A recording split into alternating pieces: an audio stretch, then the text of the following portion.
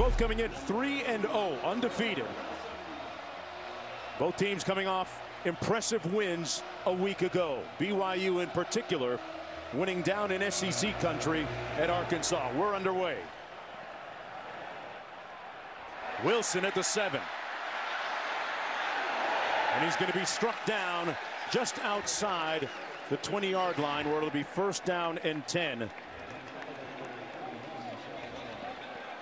Kansas with the football, 1st down and 10. Jalen Daniels going to have the ball. Mark Jones, Lewis Riddick, Quint Kessenich down to the field, joining us in just a moment.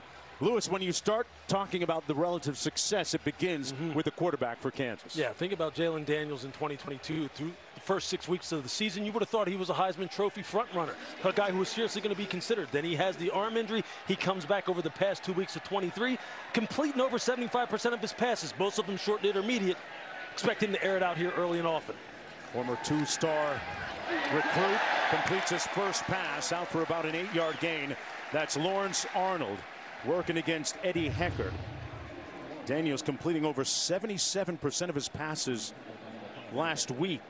On the season, 75. He's the preseason conference offensive player of the year. Very dynamic playmaker.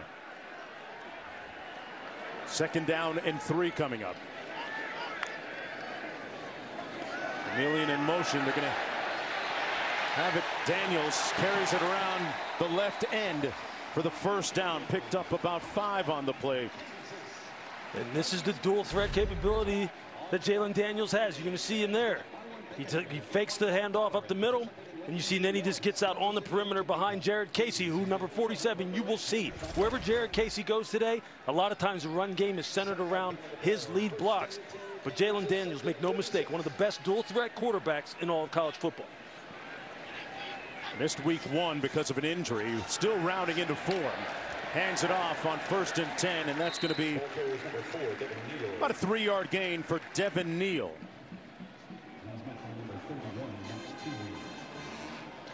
Welcome everyone to Lawrence, Kansas, the 2nd meeting all time between BYU and the Kansas Jayhawks. I'm Mark Jones alongside Lewis Riddick, Quint Kessenich down to the field. Kansas receiving the opening kickoff a moment ago. And you're looking at number 6, Jalen Daniels, who has vaulted over the last year into prominence as one of the top quarterbacks in the country. On 2nd down, over the middle, wide open, complete to Casey, the tight end, and he picks up another 1st down. Lewis, that guy number there, JD6, a big-time playmaker. Yeah, here you just see him there throwing the football over the middle in that short to intermediate area, which is something, Mark, he has shown that he can do already in 2023. Want to see him push the ball further down the field, because if he does that, if you see him start bombing BYU's defense, you will see his name start trickling across your screen as being someone who's going to be considered for a lot of postseason recognition. Stellar stats so far on the season. Hands it off on 1st and 10. Nice cut north-south by Devin Neal. And a nice gain of about 6 yards on 1st down. Sets up a 2nd and 4. Devin Neal had a couple of touchdowns last week in their victory at Nevada on the road. A 59-yard reception and a 1-yard touchdown run as well. This is a very varied attack, right, Lewis? Yeah, it sure is. Look, it's an offense that early on in a football game is going to give you a lot of different looks, a lot of different personnel groupings, a lot of different backfield action to put the defense on its heels early. Daniels, little play action, finds a man underneath. That's his tight end again, Jared Casey. This time going to be brought down.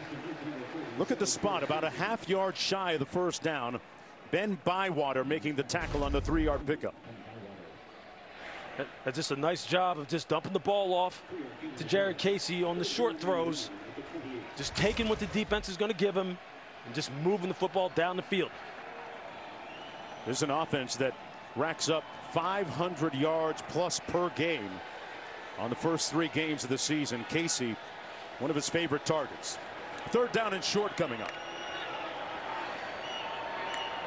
BYU with a lot of men at the line of scrimmage. There's going to be a whistle first and a flag down. Neal got the 1st down, but they're going to replay this. Make it a full start. Offense number 54, 5-yard penalty, 3rd down. Lou, let's take a look at your do's and don'ts. Yeah, these are the keys to the game for BYU. You've got to run the football and then hit the play action shots over the top when you get the football, because you need to produce explosive plays. On defense, where they are right now, no bad eyes. All this backfield action, all this motion, you can't fall for it. For Kansas, dominate the line of scrimmage. You're seeing that already start to play out, and don't turn the ball over at home and give BYU a chance to stay in the game. The penalty makes it 3rd down and 6. Daniels scrambles out of the pocket, fires down the sideline, and out of bounds, intended for Trevor Cardell. And it sets up a 4th down and 6. Well within field goal range for Seth Keller, but they're going to go for it. They're going to keep their offense on the field. You're down in here in plus 33.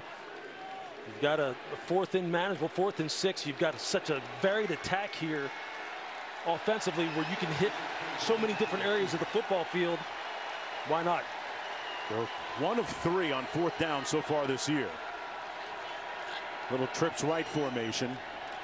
Daniels almost picked off, incomplete. The Cougars, with impervious defense on that sequence, will take over on downs. Ben Bywater knocked it down, and it'll be 1st and 10 coming back the other way. Fantastic play by Ben Bywater. You're going to see him right here in the middle of your screen. They're going to rush with 3, and they're going to drop 8, which means they're just going to flood all the zones defensively and make it muddy for Jalen Daniels to read. And you see Bywater right there on the great break on that curl route. That's a perfect call by defensive coordinator Jay Hill in terms of switching up, when to run pressure, when to drop 8 and flood the zones. Ben Bywater, one of the most productive players at the linebacker level, makes a spectacular play. 1st and 10 coming back the other way for Keaton Slovis. Little play fake. Downfield, tipped and incomplete. Let's go down to Quint. The saying in Lawrence is beware the fog. It should be beware of the lightning. It's 83 right now.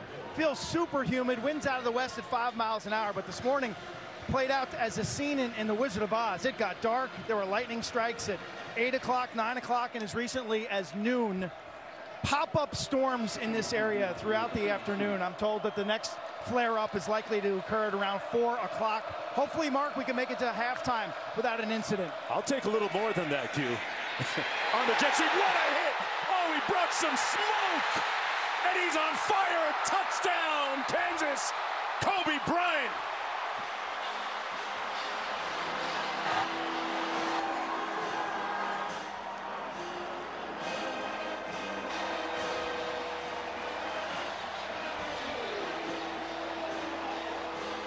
That's a Mamba mentality right here. Kobe Bryant read this from the get-go.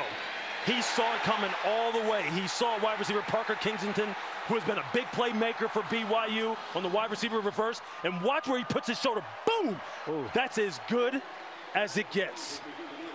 That's the kind of big, I'm telling, look, man, I get fired up about big hits. Lewis. I know this is an offensive league, whether you're talking about college or pro, but big hits like that, you got to get fired up. I got them goosebumps again, Mark. That's what happens.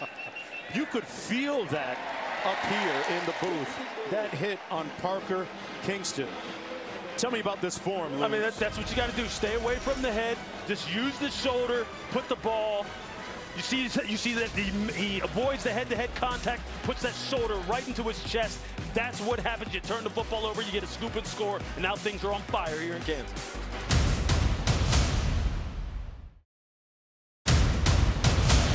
As Kansas's Kobe Bryant came off the corner and hit Parker Kingston and put it in the end zone on a scoop and score. It'll be 1st and 10 for the Cougars coming back the other way. Let's go down to Q for more. We talked about the lightning here at the booth. Well, here's some thunder for you. Parker Kingston, welcome to the Big 12. A hit that shook the wheat, and then it waved. The Mamba mentality from Kobe. This place is pretty lit. I've never seen this stadium as excited as they are right now. They sold out pretty much the rest of the season here at Kansas, and there's a look at Kingston. They've taken his helmet, and he's going to be attended to by the athletic training staff in wake of that hit. 1st down and 10 coming back the other way L.J. Martin, an impressive freshman with a nice gain of about 9 on the play. Rich Miller making the tackle on the play. Does a message like that resonate this early? It absolutely does. I mean, that puts some juice into you immediately, and that's going to be important now for BYU and Keaton Slovis to go ahead and start getting some first downs and kind of calm all that down. Withstand the storm. Hey, look at that. It was a moment ago. Darius Lassiter working against his brother Quentin Lassiter, who pushed him out of bounds. Darius making the catch for 9 yards. How cool must that be for the parents? Very. I mean, just to see your two boys. I mean, I just wonder. I wonder which one you root for. I mean, you got to root for one of them. It's probably the offensive player. Hey, look at her. You can tell which one mom is. She's right? going to have fun today. She's going to have fun today. Erica Lassiter. Slovis stands in the pocket and delivers a gain of about 9 to his tight end, Isaac Rex, one of his favorite targets. Guys that have developed very strong and bonding chemistry since Slovis got on campus. Yeah, that's a nice job of Keaton Slovis working from left to right across the field, finds Isaac Rex on the shallow crosser, and he's getting pressure in his face. And look, Aaron Roderick, their offensive coordinator, said one of the most impressive things about Keaton Slovis is his maturity, his calmness in the pocket. You saw it right there. He's going to need it for about 2.5, 3 hours today. Played a couple of years at USC before transferring to Pitt. Entered the portal in wake of last season, ended up at BYU. Completes it. Isaac Rex again, and a nice gain after the catch by Rex. They're going to spot it at the 36. Quentin Lassiter making his second tackle, but not before a 13-yard gain by the Cougars, who are on the move, and a good response so far. Yeah, that's a nice little combination, what you call a slant on the outside from the outside guy and a little flat route by Isaac Rex. A natural pick is formed in this man-to-man situation, and then Rex is able to just turn it down the sideline. Again, nice play calling by Aaron Roderick, the offensive coordinator, to settle the offense down and start putting some first downs together. Now here they are in plus territory. First down and 10, 3 receivers out to the top of your screen. Slovis again working the middle of the field. Another first down to the 23-yard line. Isaac Rex again picks up 14. Kalani Sitake. That's right, it is Sitake. That is the proper pronunciation. Kalani Sitake in his 8th season as BYU's head coach. Building a program on the tenets and the backbone of love and learn. And they are learning how to respond right now under a little bit of adversity. Pressure, Slovis got rid of it, and incomplete. Out of the backfield, Devin Phillips with a nice hit. It was intended for Darius Lassiter. And another guy in the throes of building a program in his 3rd season, Lance Leipold, erstwhile the head coach at the University of Buffalo. Has coached in Division II football, has worked his way up through the ranks, and there's a lot of excitement. He has awakened the Jayhawk football nation here. 2nd and 10, a little option into the boundary. Slovis with the pitch to Martin. How important for BYU to get a running game going here today? It was stressed to us over and over again in our production meetings yesterday with the BYU coaching staff. They were not pleased with the fact that they hadn't really established the line of scrimmage yet. They made some changes on the offensive line. Braden Kime, number 64, he's starting at right tackle now in place of Caleb Etienne. And I'll tell you this, they were bound and determined to get this running game going because they said the play-action passing game would come off of it. Looking at a 3rd and 5. We got a flag down. Might be a little motion up front against the Jayhawks. As for the importance of Keaton Slovis, his coaches say to a man, without him, we don't win last week at Arkansas. Big win in SEC country. And there's the motion up front. Offside. Defense number 92 entered the neutral zone, causing a reaction from the offensive player. The 5-yard penalty results in a first down. That's Tommy Dunn Jr. What a nice response so far out of BYU's offense. Really mixing up the passing game and the run game, getting Isaac Rex going, who is really their guy who really controls the middle of the field as a big, strong tight end, 6'5", 255 pounds. And then you see L.J. Martin, the freshman running back, who Keaton Slovis said, this guy doesn't conduct himself like he's a freshman. This guy is all better. 1st and 10 from the 13. Slovis going to keep it. And chopped down after a 1-yard gain. O.J. Burrows.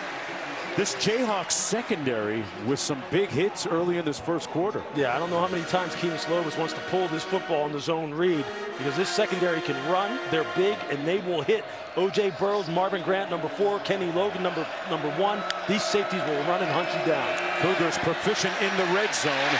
Pass complete to Isaac Rex again. A long, lanky, imposing target brought down by O.J. Burrows, and a 5-yard gain. 3rd down and 4, Lewis.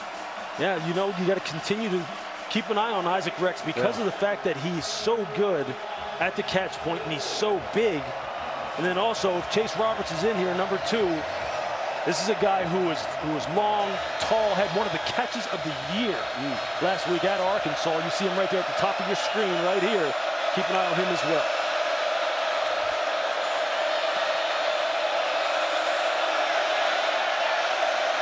You can hear the booth. Slovis into the end zone. Touchdown, Cougars. Darius Lassiter. One half of the Lassiter brothers on the football field today. This one goes not to Quentin, but to Darius. You're going to see Lassiter right here. You see him going to run up about 5 yards in the end zone and just turn out and settle right in that little soft spot of that zone. And it looked like there was a little bit of confusion amongst the secondary players for Kansas as far as what their matches were within that zone coverage. And with Kedon Slovis, it's 6. Lassiter and his brother had an opportunity to talk prior to the game down in the field. We'll give you the sounds of that a little bit later. But today, it's 7-7, and it's a family affair. Mom Erica, I tell you what, she's winning on both sides of the ledger right now. They will explain and show you after. Oh, Darius Lassiter, number 5, and Quentin Lassiter have a chance to meet prior to the game, and this was the scene a little bit earlier with his family as well. I like these. I got one of them. This is yours. Oh, that's mine? Okay. Don't get no stains on that. I'm going to clean these. Take your headphones off, bro. Here we go. Here we go. That's how brothers speak to each other, right? I mean, that's just natural. We've all been there. That's what a great moment right there. Absolutely. The amount of pride. Late father Kwame played in the NFL for 10 years, and a big hit on the kickoff. Going to be interesting to see what kind of crater Travis Hunter's absence leaves for Colorado today. Yeah, on both sides of the ball. You're right. It's like 2 players. Devin Neal out of the backfield makes the catch for the first down. Highshaw in the backfield. Now sets. Highshaw on the fake. Dropped by Lawrence Arnold in and out of the hands of the wide receiver out of DeSoto, Texas. Sets up 2nd down and 10. Defensive coordinator Jay Hill from BYU said, hey, look, we're going to challenge Jalen Daniels. We're going to challenge our secondary to play some man-to-man coverage because we can't let this quarterback get comfortable and start completing passes, and the next thing you know, it snowballs on you. So you're seeing them right now. They're up on the line of scrimmage, changing up their looks, sending some extra pressure on Jalen Daniels. They option in it to the wide side of the field on the toss. Nice cut by Devin Neal, and he's brought down for a gain of about 4 on the play. Sets up a 3rd down. Tanner Wall making the tackle. This is an offense that puts up over 500 yards per game so far this season. Kansas very prolific points-wise as well. Highshaw comes in for Neal on 3rd down and 7. We haven't seen number 11, Luke Grimm, get involved yet offensively. You see him right here at the bottom of your screen. He's the guy who's the best route runner for Kansas wide receiver group. Most dependable. Daniels fires, picked off. Intercepted by Camden Garrett, but we have a flag down on the field. Let's see if this stands. I think you're going to get defensive holding. Camden Garrett, challenging at the catch point, real aggressive with his hands. You're going to see him grab the top of the shoulder. You're trying to tell me that's illegal, huh? Yeah, I mean, you see it right here. Holding defense number 7. 10-yard penalty enforced from the previous spot. First down. Yeah, they were wrestling on that side. They're trying to get the ball to Quentin Skinner, who was their deep burner, the guy on the outside for Kansas that can really go and threaten the third level of the defense. But look, I think if you're defensive coordinator Jay Hill, you'll take that because you know your guys are playing with the right mentality. Okay. Well, Kalani Sitake, hotter than July after that call on the sideline. He was all up in the official's ear. First down and 10 though for the Jayhawks. Daniels with a clean pocket all day.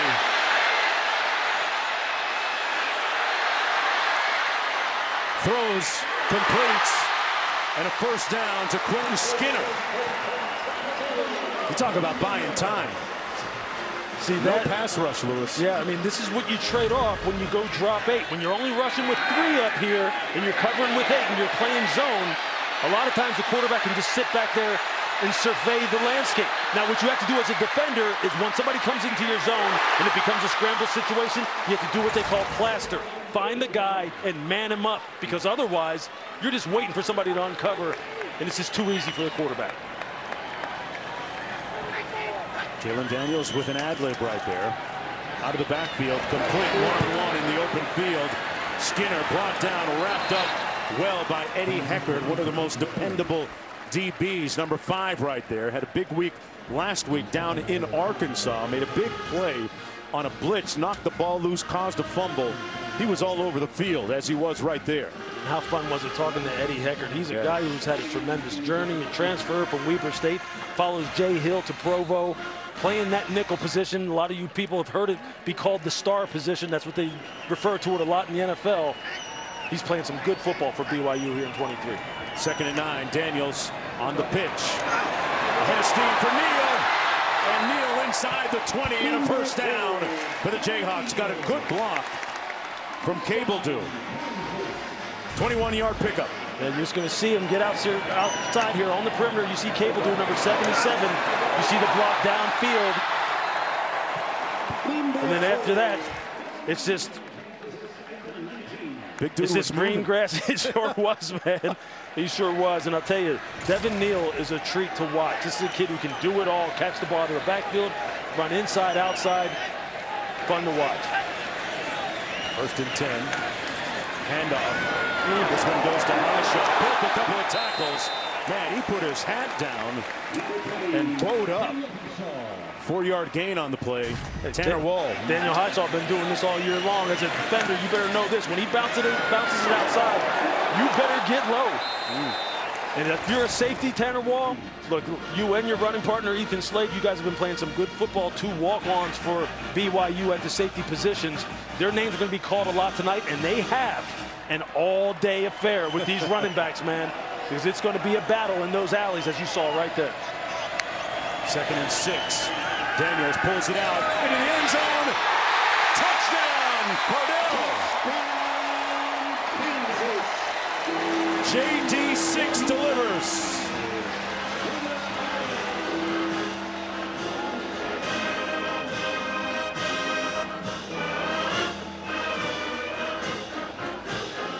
That's the Jalen Daniels that we saw for most of last year prior to his injury. Through a strike, his 3rd touchdown pass of the season. An impressive 8-play, 86-yard drive. You see all the different ways, Mark, they can attack you. With the run game, inside, outside, with the backs, the tight ends. Everybody's been involved.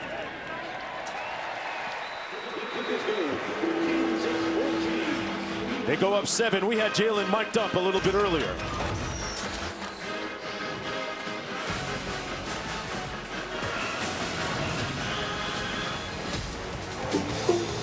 It's a great day to be at Jayhawk.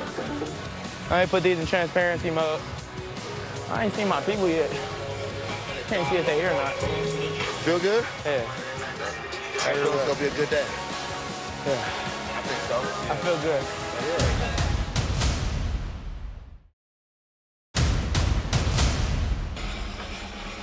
Welcome back, everyone, to Lawrence, Kansas. The Jayhawks pulling ahead 14-7 in front of a sellout crowd of well in excess of 47,000 people.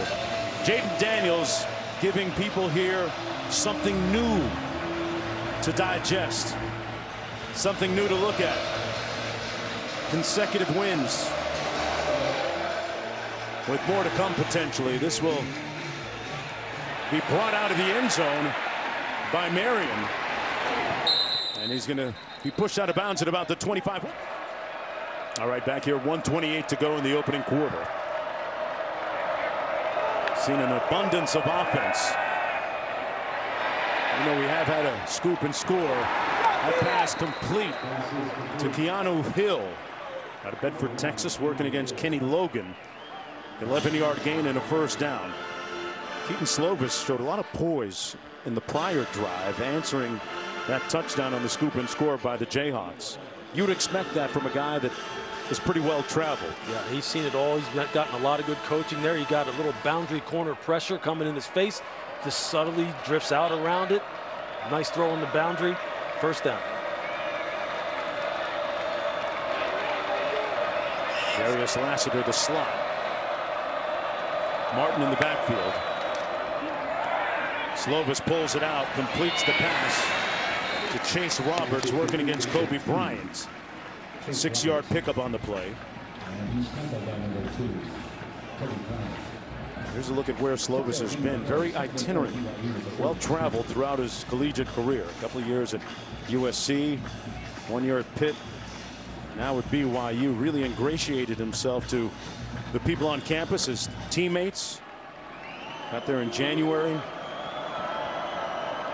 making a seamless transition. 2nd and 4.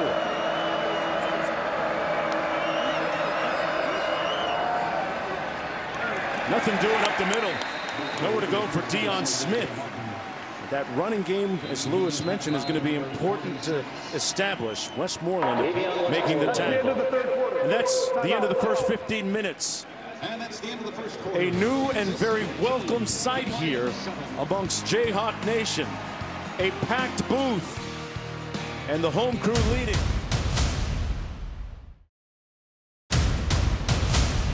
When a team runs a lot of 3-deep coverage, what do? You run verticals and you stress this middle of the field safety, and you watch it here. This is exactly what Kansas does. The safety, when you have 3 to the strong side, you got to move over. Otherwise, you get stretched too far horizontally, and it winds up with a touchdown. On 3rd and 2, BYU going to come up a little bit short. Hayden Hatcher there to make the tackle on L.J. Martin. And they're in a good part of the field where they can just go for it. Slovis still on the field on 4th and short. And this is where their run game comes even more into focus, right? Yeah, I mean, look, this is where it's about the offensive line. It's about establishing the line of scrimmage or making sure that you give the quarterback some time in the pocket and someone as experienced as Keaton Slovis to find an open receiver. 3 of 5 on 4th downs this year.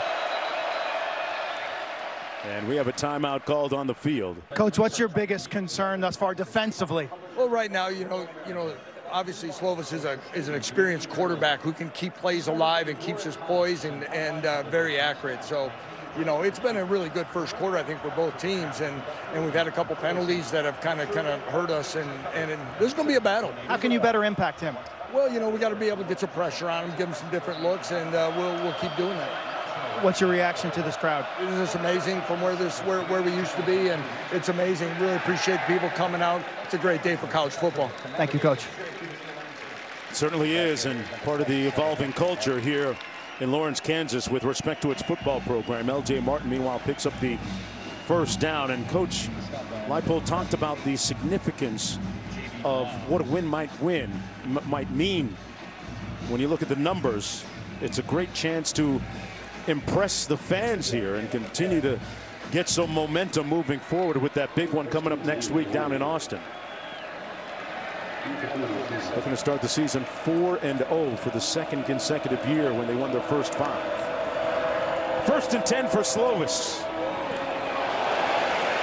Caught over the middle by Hill. Hung on to it despite taking a hit from Burrows. Well, tomorrow on Sunday, NFL Countdown. A look at 7 years of Jets' frustrations as they try to end their losing streak to the Pats. Plus, see how Bijan Robinson got his start by breaking items around his grandma's house. Okay, That story and a lot more on Sunday NFL Countdown at 10 a.m. Eastern Time on ESPN. Martin with the run. Breaking stuff in grandma's house makes you a good football player, I guess, right? A top round pick? Yeah, well, it'll make you elusive when she comes chasing after you. Hey, that's the part. That's for sure. That's the part, Lewis. You know what I'm saying? Man, no, but B-John is for real. Yeah. He is for real. He looks like he has just hit the ground running, like a lot of young running backs of this caliber do. 2nd down and 6. Slovis gets rid of it quickly. Enough for the first down. Caught by Chase Roberts. Meanwhile, Quint Kessenich telling us a moment ago that Parker Kingston, their fastest receiver, number 82, right there with the towel draped over his head, is done for the game. What does that mean for BYU's offense? Yeah, it means that a lot of their big play component is over there on the sideline with him, and he took a heck of a shot, and we just hope that he's okay. But they're going to really rely on number 2, Chase Roberts, who had the last reception, as their deep threat now. Slovis looks one way, comes underneath. Nice move down inside the 20 by Deion Smith. Let's take one more look at that play that had Parker Kingston have to leave the game for the rest of the day. You can see Kobe Bryant. It gets him like right up under the chin. Right, didn't hit him in the face, Wes, didn't hit him in the head, but into the end zone, incomplete, intended for Isaac Rex. Good defense that time by Kenny Logan. A safety. That's a heck of an assignment now. Isaac Rex is 6'5", and you see what they're trying to do from a matchup perspective, trying to get him one-on-one against Kenny Logan, who goes just that 6 foot. Most of the time, Rex will win those one-on-one jump balls. That's a heck of a play by Kenny Logan Jr. Slovis had completed his last 7 in a row. Marion in motion. Now sets as the slot. 3rd down and 3 for BYU. Trying to answer again is Keaton Slovis. To his left, wide open in the flat. Complete to Smith. And pushed out of bounds, but not before he picked up more than enough for the first down. Mark, that is a NFL caliber catch out of the backfield in a crucial situation. He had to get his body twisted back around, and then look how he has to catch that and then get his eyes upfield so he can get run after the catch. Look, these two backs between Deion Smith and L.J. Martin, that's a nice combination. I cannot stress enough how difficult of a catch that is, trying to get your body contorted and then get the ball upfield. Smith had initially committed to Stanford before flipping into the end zone and incomplete.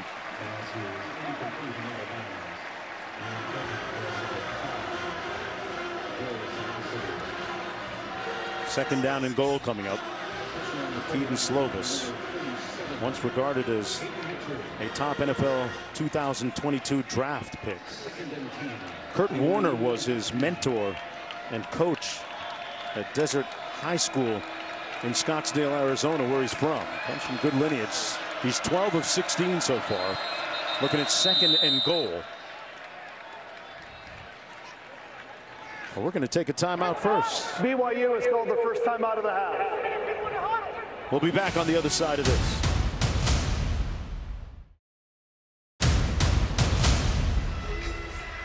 Well, like Spider-Man, you got to shoot your shot. Shoot that web. Get those spidey senses tingling. 11:08 to go here in the first half. Kansas leading by a touchdown, but BYU threatening right now. 2nd and goal. L.J. Martin in the backfield. Lewis, Isaac Rex, an imposing target at 6'6". He's made a lot of catches already today, too. Yeah, he's a problem down here. There's a reason why this team is 10 for 10 coming into this game as far as red zone scoring efficiency. And a lot of it has to do with guys like him and number 2, Chase Roberts. Roberts in motion, now sets to the right of Slovis. Looks back to his left. They set up a screen. He's got some blocks. Martin, touchdown! Waltzes into the end zone. And they're an extra point away, but hold on. There's a flag down on the field.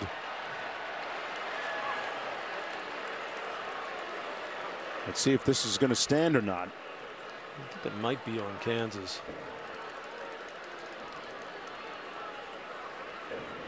For a defender going low on a block.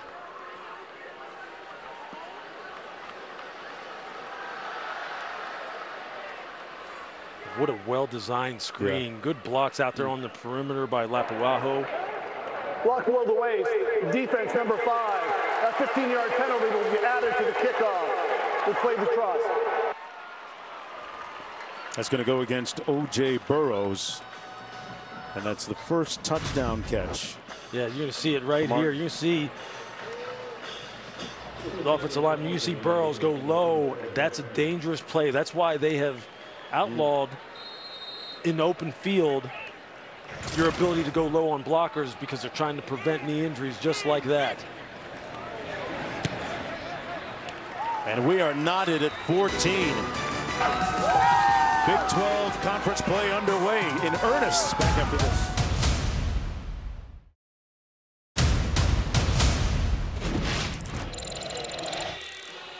We're at the Oriad Hotel high above campus, which also overlooks David Booth Kansas Memorial Stadium.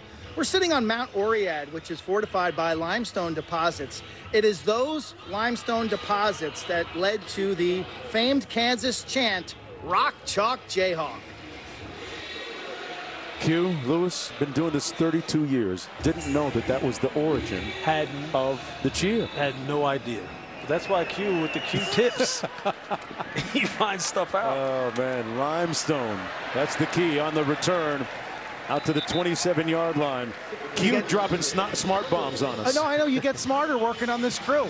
Our producer, Kim Belton, Corey Taylor, the whole bunch. Every week, we go places and we find interesting things to educate ourselves and for the fan at home. Limestone. Look at that venue and that vantage point. Rock Chalk Jayhawk. Beware the fog. A lot of great tradition here on campus. Several different sports, but right now it's the football program that is generating a lot of buzz. First down and 10. The stellar quarterback, Jalen Daniels. Out of the backfield, complete. A good tackle on Neal. Coming up off his corner spot and linebacker spot. Vongpachan with a 2-yard loss on the play. A.J. Vongjapan.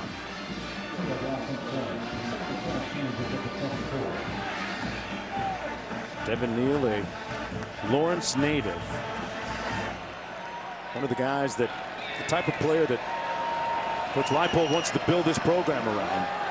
Player development, a big part of it. On the handoff, here's Neal again. Great shake up the middle.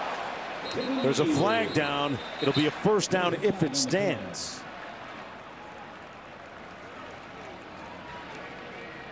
A 17-yard gain. Looks like it's going to be a hold, though, against Michael Ford.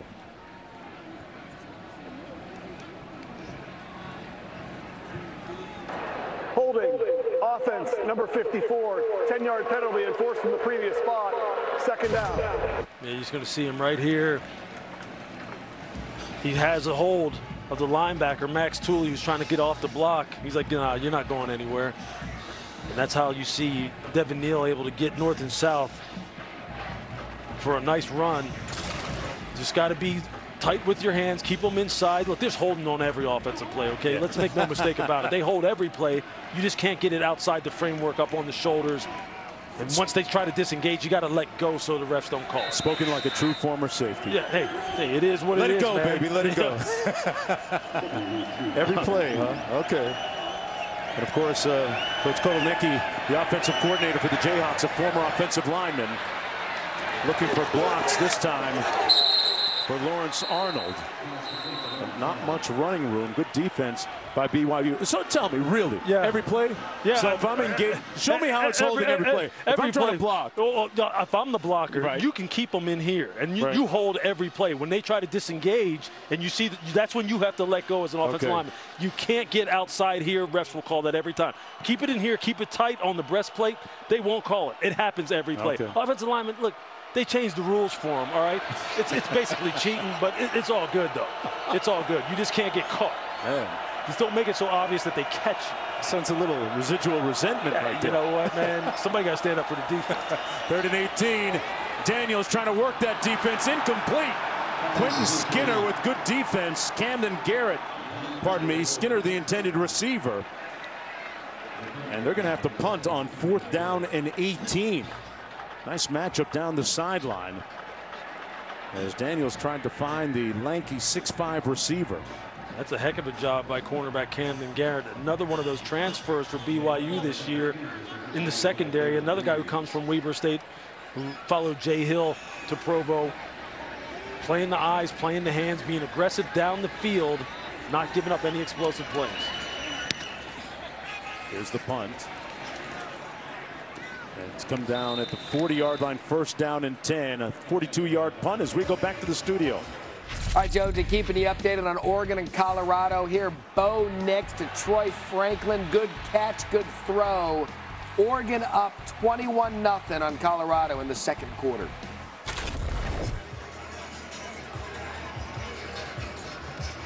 Buffalo struggling right now. You knew they were going to be up for a heck of a challenge here today. It's not a surprise. It's something that we all talked about heading into this game.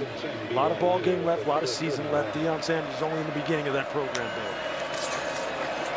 9 minutes to go in the 1st half. On the toss, nowhere to go for L.J. Martin, the former Stanford commit, wrapped up for a loss. Robinson, the first one to get there. First time we've called his name this afternoon, Lewis. Yeah, it sure is. And look, he's one of those guys who the BYU coaching staff was aware of from his pass rush perspective. But here, you see this. That's just nice recognition, flatten down the line of scrimmage before LJ can get turned upfield. You're going to hear his name called at some point tonight with his pass rush ability, because he can really go when he knows it's a drop back pass. Martin in motion. Nowhere to go for Slovis. Broke one tackle, couldn't break the second. And it's going to set up a 3rd down and long now for BYU. Robinson again, the first one to get there. And here you're seeing it, the kind of physicality that both of these teams are playing with from a defensive perspective and offensive perspective. And you see Kansas right now is sending a message, and they're saying, hey, look, welcome to the Big 12. This is how we play here. We got some big games coming up. They're trying to keep this fan base engaged. They're trying to bring new fans in here and make all those people on the fringe believe in Kansas football. What a great start to this football game, a back-and-forth battle. They've already had 10 sacks this season defensively. On the catch and run. Ball came out. It's on the ground. But the Cougars recover. Marvin Grant knocked it loose out of the arms of Darius Lassiter. And it'll be 4th down, so the Cougars dodge one there. They'll punt it with under 7.5 minutes to go. Usually that's what happens when you have a lot of hats going to the football. A lot of defenders chasing the ball. You just take your shot, because you know if you miss, your buddy's there to clean it up. So that's when you try and put your hat on that football, put your pads on that football, pull at the football, take some chances. Kansas flying around here early in this football game. Punt is going to bounce short at the 31. Taken by the up man, Torrey Loughlin. And they're going to have good field position after that 3 and out by the Cougars. 36-yard punt, 13 on the return. 1st and 10 for Daniels on the other side. This Kansas Jayhawk was colorful and true, believe it or not. He was a first for many to see, Mr. Edward Harvey in 1893. His song wasn't just for Brian. Gale spinning left folks crying. Stopping him meant slim pickings. You know the name, Riggins. Mike flattened many on their back. Yes, it was the return of the McCormack. Do you Jayhawks believe? Fight the power to lead.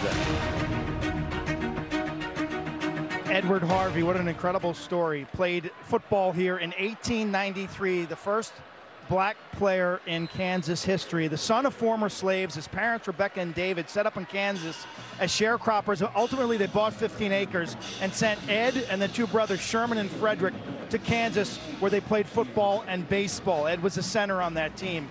And then later on in the early 1900s, when Chancellor Lindley rescinded and he said that black athletes were banned, it was Harvey who spoke up, and spoke up strongly, understanding the cultural diversity and how important it is for a university. Harvey, a hero to be recognized, and obviously tough at the time to say the things that he obviously did. Lawrence Arnold with the reception and a 1st down for Kansas. And a big thank you from Mr. Harvey for helping pave the way for youngsters like Quentin Skinner and Lawrence Arnold and all of us here in the booth and on the field. First and 10 Kansas at the BYU 45.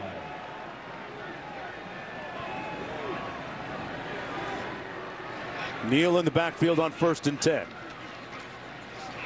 Option into the wide side of the field. Great pursuit and tackle. BYU getting there early with a lot of bodies. Ben Bywater was the first one to make the hit. Mangelson followed after that. Loss of 2 on the play, setting up a 2nd down and 12. At what point do we really see Daniels try and take the top off the defense, Lewis? Yeah, what's interesting is he did try to get one to Quentin Skinner down the sideline, but Camden Garrett played it perfectly. Some double moves have to be coming. It's something that the BYU secondary has been susceptible to. I think we will get that at some point in time here. Daniels gets rid of it quickly behind his receiver. Intended for Luke Grimm, one of the leading receivers on the season. And now for tonight's Aflac trivia question. What Kansas alumni are in the Pro Football Hall of Fame? I know one. I know at least one. Yeah, he was a bad dude, too. Number 40, that's the only one that I know. Yeah.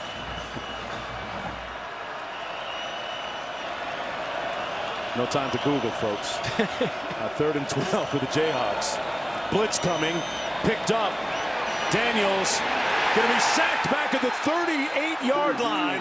Ben Bywater, one of many Cougar bodies converging on the quarterback.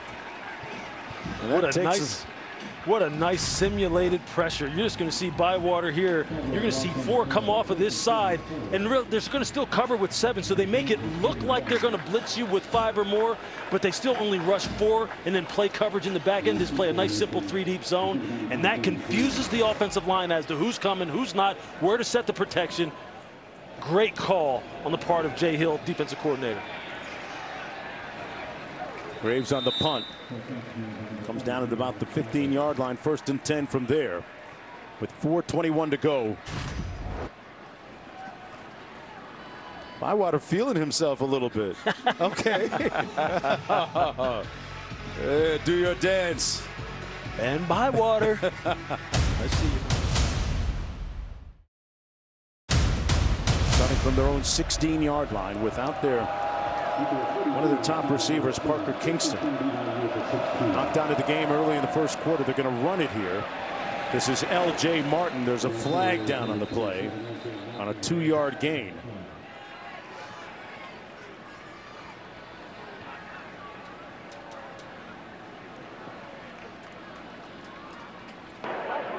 Personal foul, hands in the face, defense number 30, 15-yard penalty, automatic 1st down.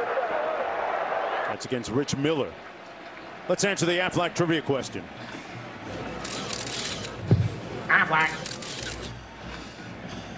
What former Kansas players are in the Pro Football Hall of Fame? Okay, Gale Sayers and Riggins as well. How did I miss Rich? We just Man, saw they gave us him. the answers to the test. I just saw the picture of him the other day. But you know what? Hey, I'll tell you what, Gale Sayers, let me tell you, nobody did it better. Barry Sanders before Barry Sanders. How about that? Unbelievable. Pressure off the edge for Slovis, picked up in the backfield and incomplete at the 45-yard line, intended for Chase Roberts. I remember watching Brian's Song, the famous movie about the relationship between Gale Sayers and Brian Piccolo as a youngster, and brought tears to my eyes every time when you watch that movie. Gale Sayers, had they had arthroscopic knee surgery back in the day, he might have been able to play more years in the NFL with the Bears. If you've never seen some of his runs, just Google Gale Sayers. Yeah. Unbelievable. 2nd and 10. Slovis underneath, complete, and brought down right away is Darius Lassiter. Cornell Wheeler making the tackle on Quentin Lassiter's brother. 3rd down coming up on the 2-yard gain. Kansas doing a nice job of changing up their looks. BYU has had answers for pretty much everything. You've seen the screen game going. You've seen the run game going. You've seen Keaton Slovis be real calm and cool in the pocket. They've really tried to target Darius Lassiter in the slot against zone coverage in particular. It has a tremendous catch radius. at the top of your screen right here. Slovis delivers, caught in midfield. What a catch by Chase Roberts, who last week made a touchdown reception against Arkansas, reminiscent of OBJ. Yeah, watch this route that he runs. It's a post corner. Watch, he's going to act like he's going to the post and just kind of stab at it and then come back out on the out route. Come on. That is a heck of a route. And I'll tell you this, Chase Roberts is someone who continues to develop. He has already got the hands, he's got the toughness, got the speed. Now his route running coming along as well. 18-yard pickup. Slovis surveys and incomplete at the 48-yard line for Deion Smith. I was talking about that catch that Roberts made last week. we're still wondering. And that's not going to be enough. They stop the run in the middle. That impregnable front led by Devin Phillips, one of the leaders on that Jayhawk front. No gain. 3rd and 10 coming up. Devin Phillips, Gage Keys as well. They have a lot of transfers, a lot of size on this defensive line now. And that's the way that they expect them to play against a power running game.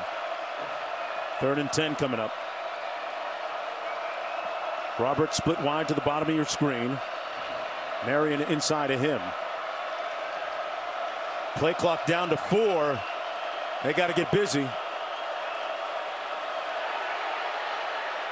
Got it off in time, but short of the first down. Good catch by Keanu Hill. It's going to be 4th and short at about the 40-yard line. 8-yard pickup, and the offense staying on the field. What do you make of this move? Yeah, I think here you're seeing Kalani Sitake just saying, look, we're going to stay aggressive here. They haven't really slowed us down. We've had answers for all the different things that they're trying to do, quite honestly. They've made a couple big plays, a couple big hits, no question about that, and they're flying around to the football. But I think Aaron Roderick right now has a good feel for what they're trying to do defensively. They fake the jet sweep. They've already converted once on 4th down today. And the Cougars. BYU with the ball, 4th and short coming up. You know, we talk about the transfer portal so much these days. It's a prominent role in college football. BYU has some 60-odd players from the portal this year, and so far a seamless fit, it looks like, with their success. This is a team that really does emphasize, a program that emphasizes relationships. Kalani Sitake, one of the best at really stressing that aspect of it. You see he's getting the results on the field. 4th and 2, gonna throw it. Mr. Reliable. Down to the 24-yard line, Isaac Rex. Who else would be the guy? 16 yards, and they move the sticks with a little over a minute to go. And just a nice route combination. Isaac Rex in there as the tight end, just runs a little 7 route, a corner route, as they call it. Everyone goes for the short routes, the flat route, the spot route, and Kedon Slovis finds him perfectly. 5 catches for 57 yards, this time underneath, and another completion down to the 16-yard line to Chase Roberts. 43 seconds to go. Booker making the tackle on the 8-yard gain. There you saw a little bit of Chase Roberts' short area explosiveness, his ability to get the ball north and south after the short catch. That's why they love him so much in BYU. Martin in the backfield. Slovis looking Martin's way, couldn't catch it. Incomplete with 24 seconds to go. It'll be 3rd down and 2. BYU has been very proficient in the red zone this year, Lewis. Yeah, I mean, yeah. Pretty much almost perfect. Yeah. And the reason why, the play calling has been exquisite. Kedon Slovis is a good decision maker. Everything happens fast down there, and they've got guys who can go up and get the ball. You saw the catch that Chase Roberts made. We've already called Isaac Rex his name numerous different times. Darius Lassiter, number 5, another guy 6'3", 6'4". They have numerous different options that they can go to here. On 3rd down and 2. We're going to have a timeout. BYU has called their 3rd and final timeout of the half. Cougars burned their last timeout. Sitake, the first Tongan head coach in FBS history, and really doing great things at BYU. They have a 7-game winning streak dating back to last year, and he said that, you know, the fact that he's the first of his kind on the sidelines really opens the doors to diversity on the football team.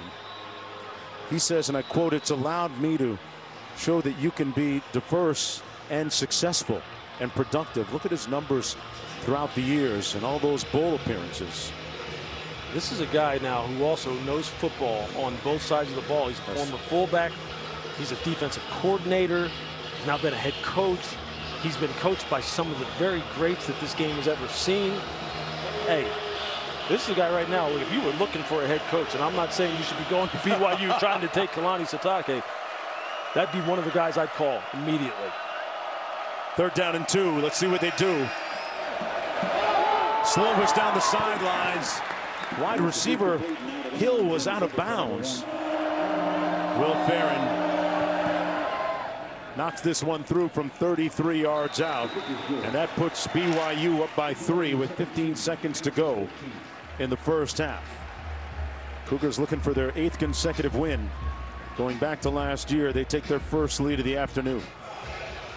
And it's a different type of program. BYU is a unique place with players serving their missions of 2 years. It's a big juggling act, and Sitake is handling it extremely well. Guy that learned under the auspice of legendary Lavelle Edwards, one of the great coaches of all time. Kalani understands the benefits and the pluses of the transfer portal. Yes. The pluses of diversity, how a football team itself kind of really embodies that and represents that. That's the beauty of it, he said, that you see guys from all these different backgrounds come together, you know, to work for a common goal. What better example is that than for society to follow? And he is, look, he applauded Deion Sanders for what he is doing in Colorado, and they're trying to do it in BYU. Yes, sir. Neal on the carry. Cougars with over 60 players out of the portal. We talk about the Buffaloes and Deion Sanders, what he's doing. There are a lot of players in the portal, and not all of them are going to Colorado. That's true. Q? Yeah, Kalani's a fascinating person, having grown up on the north side of Hawaii. Then he went to high school in St. Louis, Missouri. You guys mentioned that cultural melting pot. He's embracing everybody and always has. Our differences bind us together. And this is a 47-year-old coach with a big family. He's got 4 kids, but an interesting spread with their ages. A 19-year-old, a 16-year-old. He's got a 1-year-old baby also. So he's kind of a new dad all over again. Said sleep has been sold separately lately. Yeah. Just such a good dude, man. Such Wonderful a good dude, vibration. Great coach. Yeah. And you know what? Hey, look, both of the head coaches in this game here today, when you think about Lance Leipold, just fantastic coaches. Great build in his 3rd year. He's got his quarterback on the move right now. Daniels slides in safely at the 41-yard line. You know, Daniels wears a pendant, a chain around his neck when he's not playing. The pendant is an Apple Watch face that has his own highlights on it. He's going to be looking to add some highlights onto that for the from the second half of this football game, with his team trailing 17-14. All that ice around his neck and some videos of his highlights. He's playing some good football here so far tonight. Right out of Central Casting when you talk about putting together a quarterback.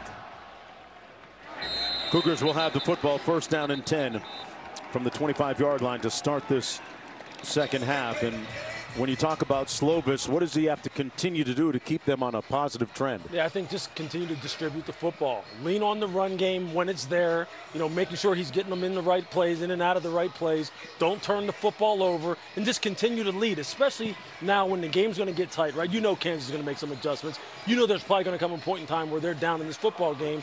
Make plays like he's done all year long. See if they can keep that undefeated streak going. 3 receivers out to his right. Cougars playing without Parker Kingston, one of their top threats. Almost a pick 6.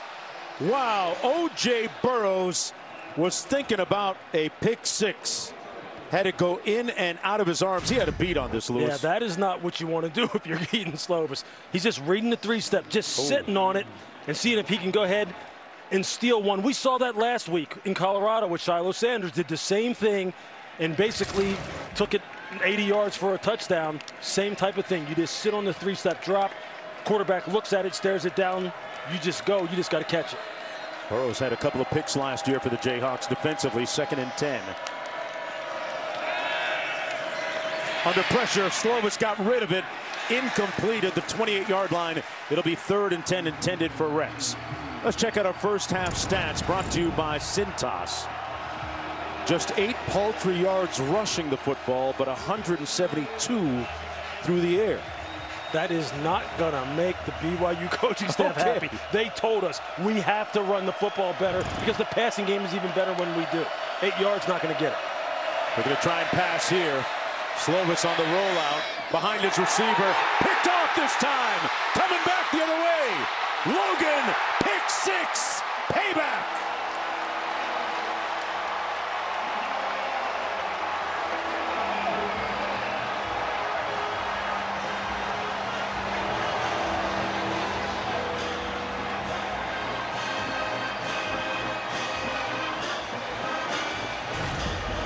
You're going to see Keaton trying to get the ball to Isaac Rex. And you see it's a little bit behind him. And what do they teach you on defense all the time when the ball's in the air? You break and you run hard, even if you're not at a point of contact. Why? Because tips and overthrows, as they say in the defensive meetings room, you've got to get those, because when you get them, that's what can happen. Wow. Jason Gillum, number 10, tipped it up in the air long enough for Logan to get to the football, and that's the 2nd defensive touchdown today for the Jayhawks, who now have a 4-point lead. Well, O.J. Burrows had an opportunity prior to that, just moments before, but Logan was able to capitalize. And Slovis got upended by Wheeler on the play, and was a little slow to get up. Back in Lawrence, Kansas, where the sun has popped out. Let me tell you, it's like a kiln down here. It's like 85, but it feels like 100 degrees. It is super hot and humid, and Lance Leipold's got to be happy with the work his defense has done. He said earlier at halftime, they got to get their inside running game going on offense between the tackles and downhill. And then defensively, the one key, find Isaac Rex. 6 targets in that first half, 5 receptions for 57 yards. Big number 83 has been a problem. Yeah, went to the well one too many times on that last one. People on social media got wind of the fact that it was a competitive nail biter, and they were called back to the stadium here. They opened up the gates, let everybody in, and it led to a thrilling finish. Downfield, caught at the 25 by Chase Roberts. What an answer. Mello Dotson was defending. What a catch. Hey, what a catch. You could not throw that ball any better than what Keaton Slovis just threw that.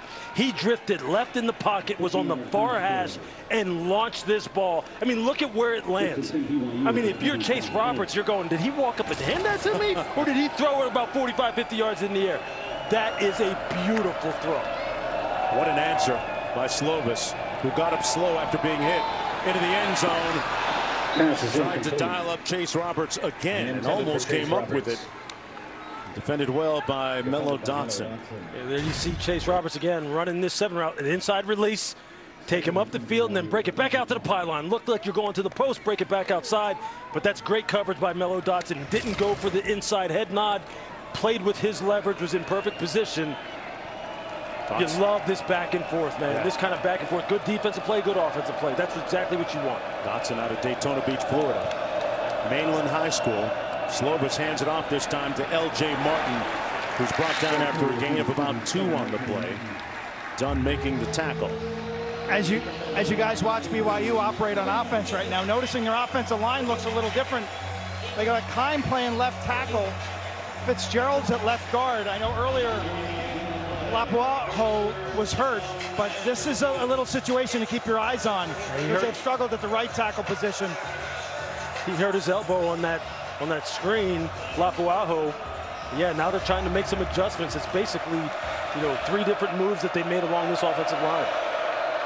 Suamataia, number 78, the anchor up front, number 78. Slovis got rid of it to a security blanket. Complete. Isaac Rex with the catch and run, and it's going to be 1st and goal. 14-yard pickup. The man that they affectionately call the Elk. I love that name. That's different, man. But I'll tell you, he is an absolute stud. I mean, he's just a guy who just, he reminds you, for all you old school NFL fans, of like a Mark Bavaro type, just big, 6'5", 260 pounds. It maybe looks like he's lumbering, but he's just gaining steam on you. Great hands. You see the chemistry between he and Slovis. Absolutely. Spent a lot of time this summer down in Rex's home with his parents, playing catch all day. Slovis crossed the formation, tried to hit him again, and that one incomplete. And this BYU's first conference game as a member of the Big 12 after being independent for the last 12 years. Doesn't feel like that long ago they were still in the Mountain West to me, but with all the changes and schools leaving and joining different conferences, really need a scorecard. Rex, meanwhile, 6 catches for 71 yards. 2nd and goal coming up. They go empty, 5 receivers. Slovis under duress, sacked back at the 23-yard line. Caleb Etienne was trying to protect his quarterback, Austin Booker, applying the pressure that time on Slovis. And this is one of the guys that they were worried about. You're going to see him right here at the top of your screen. And watch Austin Booker with this upfield and come back inside. Boom! And you see he just leaves Etienne, who they were worried about at right tackle in the first place. Remember, he wasn't in the starting lineup. You see the knee right there. Yeah. Touch. Loss of 14, 3rd and goal. All the way back at the 23.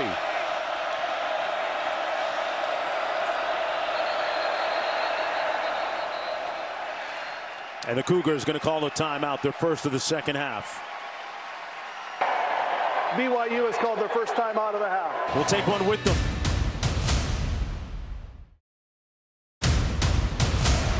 Chase Roberts, the inside receiver of the 3. Whenever they line him up there, it's usually a sign to keep an eye on him. Number 2, top of the screen, inside. They're going to hand it off on 3rd and goal. Tell me about that quote-unquote conservative call. Yeah. Yeah? Well, I'll tell you, I mean, it's interesting. Look, Aaron Roderick has said, though, look, we are trying to get this offensive line untracked. I'm sure he's a little bit worried now with all the different injuries about pass protection, as you saw. Now that Caleb Etienne is back at right tackle, Braden Keim at left tackle, I'm sure he's just thinking, hey, you know what? Let's not take any more losses of yardage, maybe a strip sack. Get what we can, kick a field goal. Theron, from 34 yards out, brings them to within a point of Kansas. And they really do need, Jaden to get going as far as his downfield passing attack. Look, the defense has really kept his team in it. But once he's able to get on track with the deep passing game, this young man is electric. Quite a story. Was committed to Middle Tennessee State, former 2-star quarterback, and then Kansas came in at the last minute and flipped him. Was offered by the Jayhawks.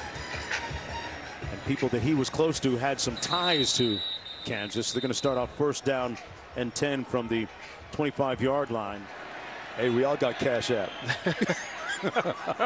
1st down and 10. Daniel's going to hand it off. Boy, Highshaw broke a couple of tackles. Relentless, ruthless running, and a stiff arm, too, on Bywater. Daniel Highshaw is no joke. You see it right here. Well, he gets it right on the face mask. Went straight Derrick Henry on that one. I'll tell you what, Highshaw is a thick, low center of gravity, 220-pound runner. There's a nice compliment to Devin Neal. Yeah, I mean, you can just see it. Just look on your screen. See it right there. Would you want that? Would you want to deal with that? Yeah. Yesterday must have been an arm day for him. Takes another handoff here. He's going to be stopped up short of the 1st down, and it'll set up a 3rd down and 1. And look who was there again. Bywater, number 2 for the Cougar defense. Sets up a 3rd down and short. Less than 10 minutes to go in the quarter. And another player, Isaiah Banya, who defensive coordinator Jay Hill said, hey, look, we need him to show up. And you saw him close down the line from the top of your screen to the bottom of your screen, the defensive end, number 13. They have some playmakers on the defensive side of the ball at all 3 levels here. They've been banged up at safety. They got some players. Wow, and we got a flag. False start. Offense number 55. 5-yard penalty. 3rd down. Matthew Stafford is the truth. He is throwing the football as well as he ever has. Can't wait to see him play. Daniels flushed out. Nice move. The ball was loose. Held on to it on the tackle out to the 37, 38-yard line. Enough for the first down. And that's that dimension that is so priceless that he adds. Yeah, it just gives him a new set of downs to work with because there was nothing open downfield. And you could just see Jackson Craven's number 91, the defensive tackle from BYU. I mean, he was absolutely coming around that horn and chasing Jalen Daniels down. But exactly, the ability to create outside of structure. That's what you love about it. 1st and 10 from the 35. Keeps it on the option. Daniels just tripped up at the 50-yard line and falls forward to the 47. A spirited run for 17 yards. Mark, you see all the different things. Now they're just going to run the speed option. And you just see there, Devin Neal just waiting to see if he's just going to turn and pitch it to him. He's got a short corner. You see the defender take the pitch, man, and he just turns it upfield. I mean, this is just why this guy just causes you headaches and why this offense causes you headaches. They can go from a speed option team to a zone read team to a downfield passing attack in the blink of an eye in 3 plays. Versatility. Looking to throw it this time. Over the middle. Complete at the 30-yard line to Arnold. And Lawrence Arnold moving the chains. They've got some long, lanky receivers. Arnold stands 6'3". You see there, the little play action fake. Arnold just running like the 15-yard dig route, meaning you're just going to break it inside, get the cornerback to turn, make you think you're going to go deep, and then just break it off. And you see, look, Lawrence Arnold's a big boy, too, 6'3", 200 pounds. He gets low to scoop that low throw. Chose Kansas over Cal and Kansas State. Little receiver screen here. Down to the 25-yard line. Devin Neal brought down by Ben Bywater. Sets up a 2nd down and about 5 to go on the 5-yard pickup at the 25. I mean, just look at all the different ways, again, that offensive coordinator Andy Koltanecki is able to attack a defense. The different formations, motions, quarterback handling, concepts from speed option to zone read to drop back pass. I mean, they've got it all in their arsenal here offensively.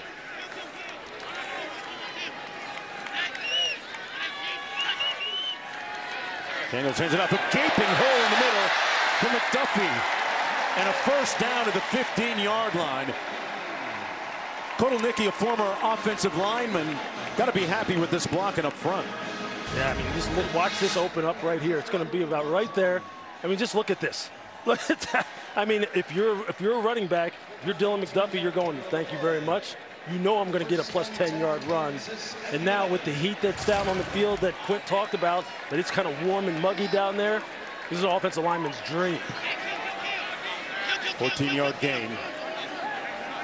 1st and 10 from just outside the 10. Daniels on the pitch. A race to the pylon. And he cuts it in, McDuffie does this time, and brought down for about a 3-yard gain. Wall making the tackle. Got some shadows down in the field. How impactful, if at all, is that? Well, it looks like defensively, it looks like BYU is looking into the sun a little bit. So, yeah, that can affect your ability to play the football. And Jason Bean, Lewis, coming into the game, they've got 2 quarterbacks on the field, Jalen Daniels and Jason Bean. Yeah, this is the guy who they told us is the fastest guy on the football team. He can do so many different things. Ninth play of the drive. It goes to the fullback, the tailback, Devin Neal. They snapped it to him. That's a formation they used last week at Nevada, but Nevada called a timeout to defuse things. Put Devin Neal at the Wildcat position. He takes the direct snap from the center. Jason Bean coming off the field. Remember, he led the Jayhawks to their first win of the season against Missouri State when Daniels was hurt. You just see there, if he goes uncovered, they're just going to throw it to him. If he's covered, then you just take it and run it. 3rd and 4. They can get a 1st down without scoring. Daniels surveys, fires. Touchdown, Grimm. Got his feet down in the back of the end zone.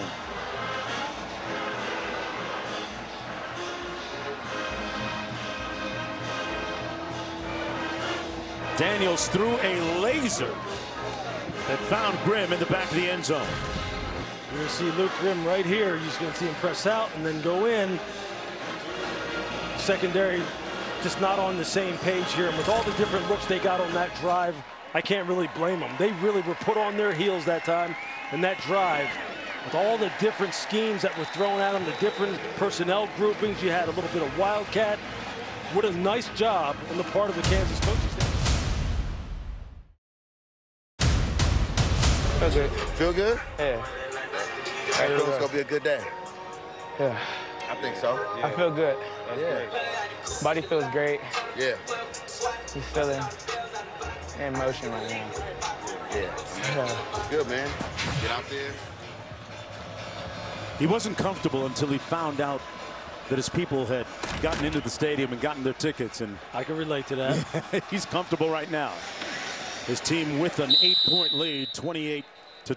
He felt he had a squad ready to compete. See how the Cougars bounce back. L.J. Martin trying to get to the corner. Brought down after a gain of about 1 on the play.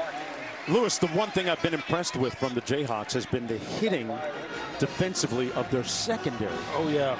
These guys are running and hunting. And look, they knew there was going to need to be this type of football game. They've got some great body types on that side of the ball, Mark. We saw that at practice yesterday. They've got guys that are long, tall. They are muscled up, and they run to the football. Great team defense, as you saw already in this football game. It's reared its head over and over again. Tell you a little bit more about the conditioning factor on this Kansas defense. Part of the culture Coach Leipold is building. Slovis under duress. Got it off in time and caught at the other end. Marion, making the catch. Keelan Marion. And they move the chains. A 37-yard gain. And Slovis dropped a dime. He sure is. And look, he feels the pressure. He knows he's got to get it out. And you see Keelan Marion, he just ran what's called a little bit of a switch route to get away from man coverage. Just a natural rub concept. And then just sprint down the sideline. And he's someone who shows up on tape over and over again with his ability to get vertical, track the football, and finish with big plays. And Keaton Slovis, he's dropping some dimes, that's for sure. Marion, a transfer from UConn, out of Atlanta, Georgia. Slovis on the move. Delivers, tipped, almost picked off. In heavy traffic for Keanu Hill, Kenny Logan got a hand on it and knocked it away. Well, for 10 years, ESPN has supported the College Football Playoff Foundation, bringing the college football community together during Extra Yard for Teachers Week to celebrate and honor great teachers. Since its inception, the College Football Playoff Foundation has recognized over 500,000 educators. For more, follow at CFP Extra Yard. Keaton Slovis has a couple of educators as parents. Man, they set up a screen, but there was a lot of action, a lot of commotion, a lot of traffic and congestion out there. Kobe Bryant said, I got this. I think there's a little bit of a miscommunication there. It looked like they were trying to set up a wide receiver screen. Then you had Mason Fakahuna, who's also out there thinking as though he was the guy who was intended to run the screen, and they're both standing right next to each other. A whole bunch of defenders showed up on the scene. Sets up a 3rd and 13. 4 receivers. Little speed option and a toss to Smith. And Smith is going to be chopped down at about the 35, 36-yard line by that Mello Dotson, in on another tackle, a 6-yard gain. And it's 4th down coming up. Talked about the tackling of this Jayhawk defense. Coach Leipold incentivizing everything that has to do with conditioning, weightlifting in particular. That a 4th down situation. Yep, they're going to go for it. Satake, absolutely. But their receivers have been able to get loose down the field 101. You know that Kansas is probably going to play a little too high structure to protect against the deep ball. No, it looks like they're going single high. Slovis got rid of it, into traffic, picked off at the 13-yard line. Kobe Bryant down at the 36, his second big play of the afternoon. The Mamba mentality on full display in full effect. That's just a bad decision, a bad throw on the part of Kedon Slovis. You're going to see right here, see here the two safeties. I thought they were going to go like this, but what they wound up doing was this. And they got one-on-one up top. And watch, Kobe Bryant plays it perfectly. You jam, you sink, you pin the wide receiver to the sideline, the ball's underthrown, and he just makes the easy interception. That's a nice disguise at the snap. Kedon Slovis thought he was going to have to run some kind of fade up the sideline. He just left it short. Man, Kobe Bryant is making big-time plays. Yeah, he is putting some money on tape today. Neal on the handoff, picks up the first down with a pickup at 12. Bywater making the tackle on the play. If your government name is Kobe Bryant, and it's spelt a little differently, it's not K-O-B-E, it's C-O-B-E-E. Any way you spell it ball player. He has shown you the full range of his arsenal, both in terms of being a tackler, someone who's physical, someone who can play man-to-man, finish on the football with interceptions. He's as smooth as water. The way he just kind of flows and moves out on the field, yeah, he's got a future at the next level. They fake the handoff to Neal. And Daniels, JD6 slides in safely for the first down. We saw a little bit more running from Daniels in the previous drive. How has that impacted BYU defensively? Well, I think because of the way in which they're getting to some of their runs, Mark, with the speed option, the zone reads, the RPOs, and now, you know, they've shown a little bit of wildcat with Devin Neal, and then they bring Jason Bean in.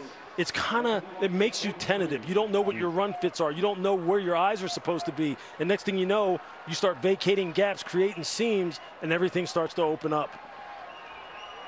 Sets up a second down and 1. Neal in motion. Play clock at 2. Neal on the handoff, got a blocker in front of him, picks up the first down, and a lot more. Inside the 35 to the 33. Good block by Jared Casey on the 10-yard pickup. And it's just on that play alone, you have the entire offensive line looking like they're going to run some kind of outside zone to the right. You have Devin Neal coming back to the left. They hand it off to him, and it's just, I mean, right now they have got BYU totally on their heels as far as what are they looking at and how do they fit up this run game. Huge change in production in the run game here in the second half. They run it again. Oh, great stop and go. Hishaw pushed out of bounds inside the 20-yard line. Daniel Hishaw got 15 on that scamper. And this Jayhawk offense in a discernible rhythm right now. That's the end of the third You can quarter. feel the momentum swinging their way on this drive. 15 minutes to go. If you didn't believe us at the top of the show, you might know now there's something special going on football-wise in Lawrence. Back for the fourth quarter right after this. Welcome back, everyone. You're watching ESPN College Football, delivered by Papa John's. And now let's take a look at today's hardest working player, brought to you by Duluth Trading Company. His name is Kobe, last name Bryant. He is having a day.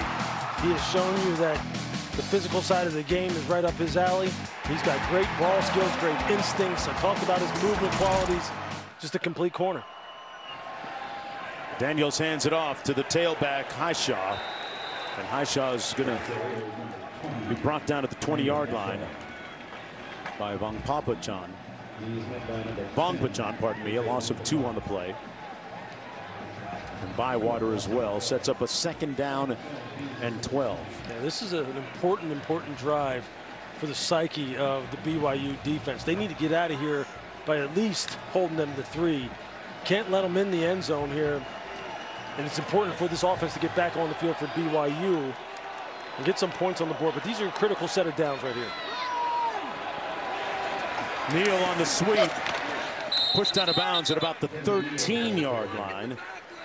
Sets up a third down. Ethan Slade pushed him out of bounds, a pickup of 7. So here we go on third down and 5. Jalen Daniels has been masterful here in the second half, consulting that card of his.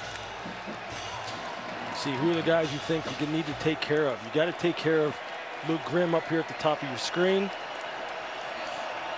Play with good eyes.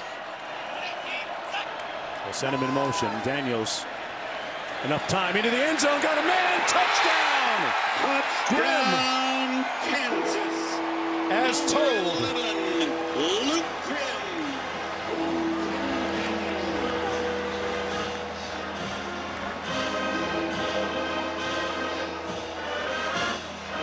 Jalen Daniels with another touchdown pass here in the second half. And Grimm with his second one of the day. They put him in motion, come across the formation, decipher whether it's man or zone, then run the little wheel route with the natural little pick action. You called it. A perfect play call. You called it. Luke Grimm, an academic all Big 12 performer, taking BYU's defense to school here. Yeah, this is just a nice play call. I'll tell you, Kansas has been in the bag here in the second half, man. They got it. With Kansas leading 35-20 in this conference opener for both teams.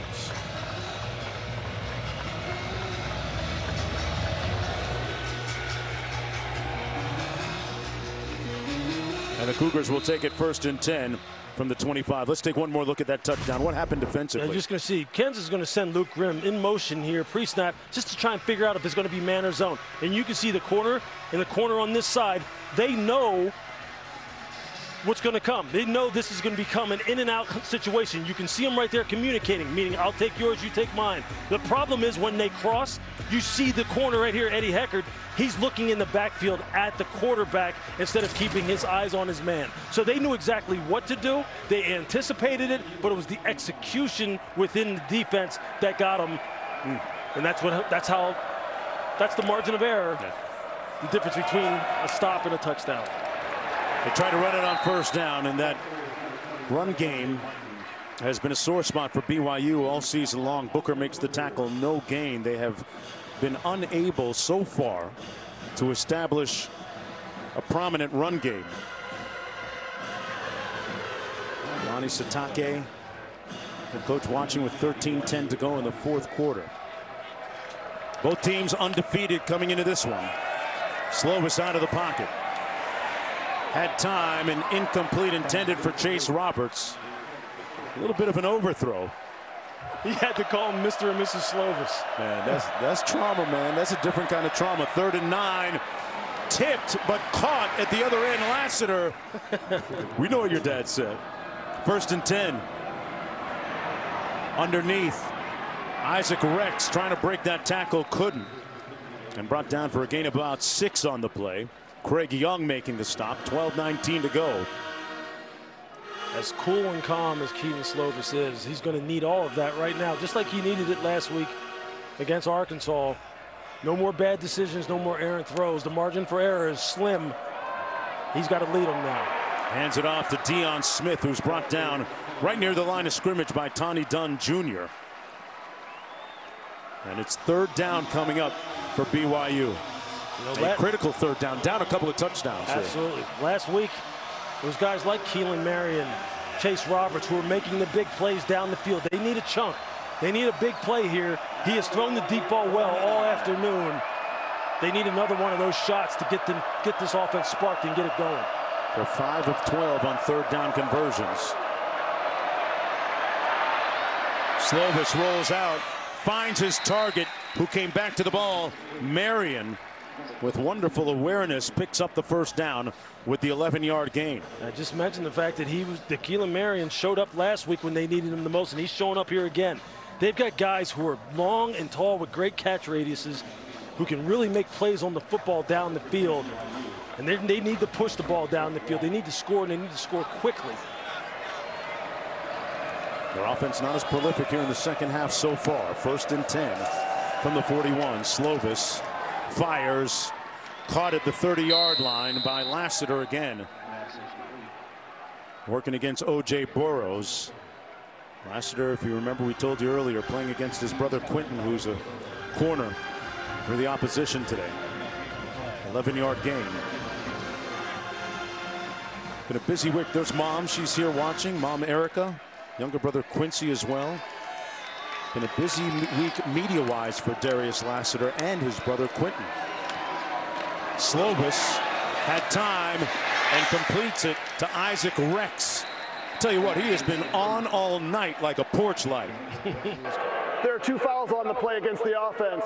Illegal touching, offense, number 83. That penalty is declined. Illegal block below the waist, offense, number 20. That 15-yard penalty will be enforced.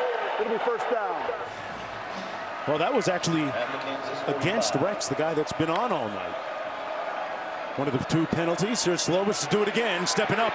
Going to be tackled back of the 44-yard line by Gage Keys. A transfer from Minnesota.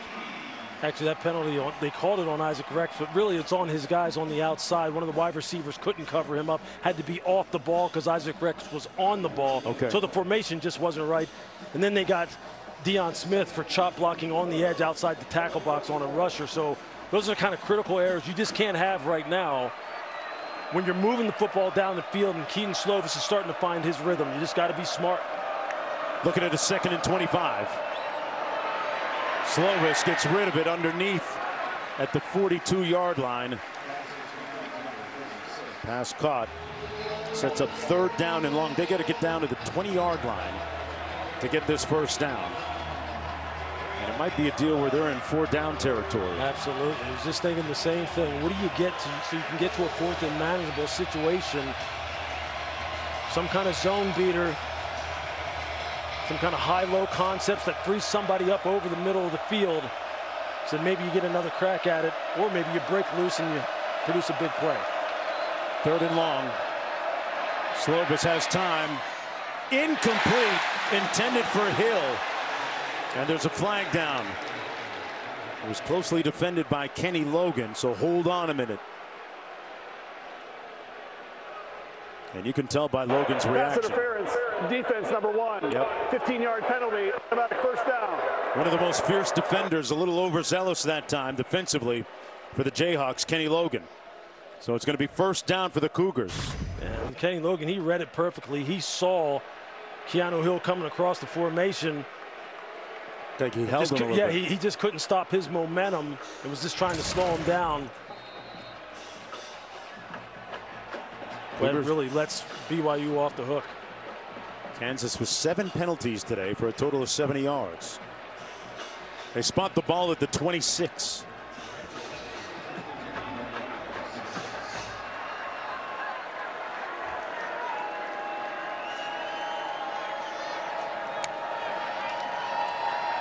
Slovis into the end zone, into coverage, and incomplete. He tried Mello Dotson that time, working against Chase Roberts, the intended receiver. Slovis hits his underneath receiver. Lassiter on the move, still on his feet, tripped up from behind, falls forward inside the 5-yard line. It'll be 1st and goal for the Cougars. He picked up 21. What a nice mesh concept, meaning you got 2 double shallow crossers coming from each side. One from the right, one from the left. Officials timeout for an injured player. Jason Gillum a little shaken up there, Lewis. Yep, anticipating man coverage. Nice play call. 8:22 to go in the 4th quarter, and this the conference opener. Back after this.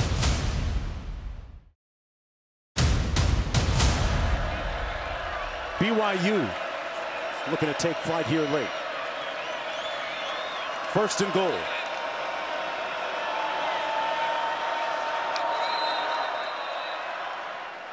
And the Cougars will call a timeout coming out of the timeout. Arkansas coming off the loss to these Jayhawks last week. Pardon me, BYU at home. Cougars on the jet sweep, touchdown. Marion got in to bring the Cougars a little closer.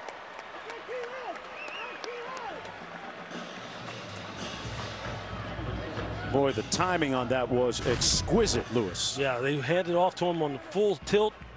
You see the block out on the perimeter against Mello Dotson.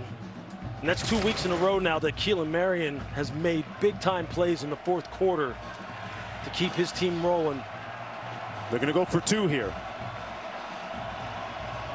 Line it up on the left hash. And a flag thrown on the field.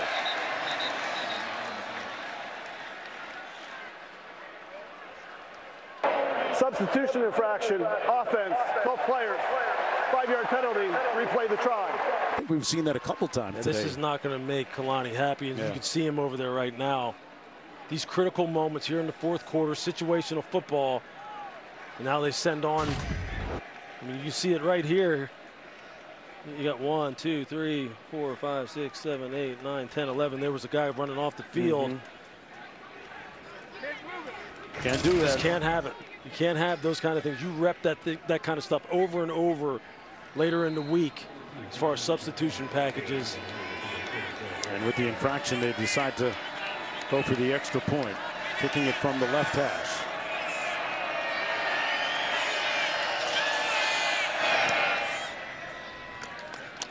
A little over 8 minutes to go, and we have a one-score game, 35-27.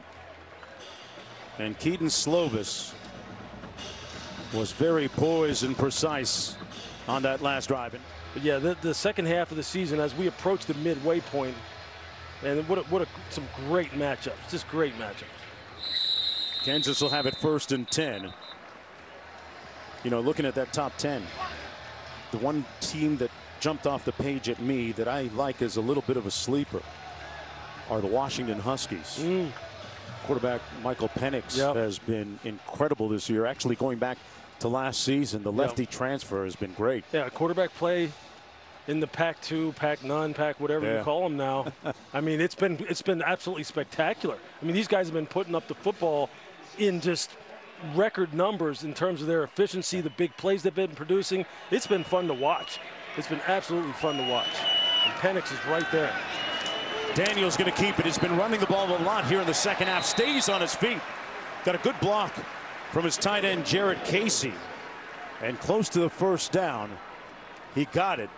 Picked up 10, and Casey feeling good about his effort on that play. Look at that.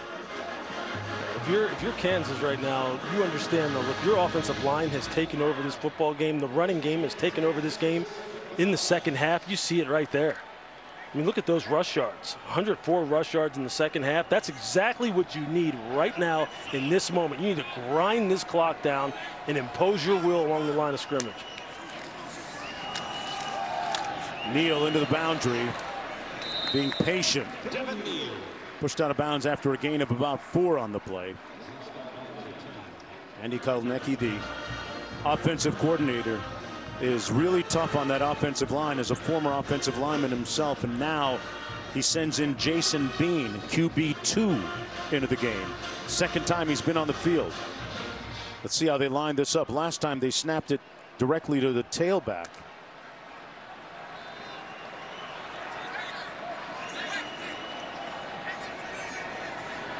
Daniels is behind center. Cardell in motion and set. 2nd and 6.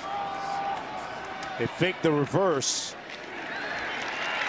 Well, a lot of motion, but just a 1-yard gain. Yeah, that's about as good as you can possibly play it on the part of BYU. That's good eyes. That's understanding, hey, look, there's probably going to be a lot of misdirection in the backfield. The ball handling is designed to make you get out of your gaps and maybe start chasing things that really don't lead you to the point of attack. And now they have a critical 3rd and 5 that they need to get off the field if you're BYU.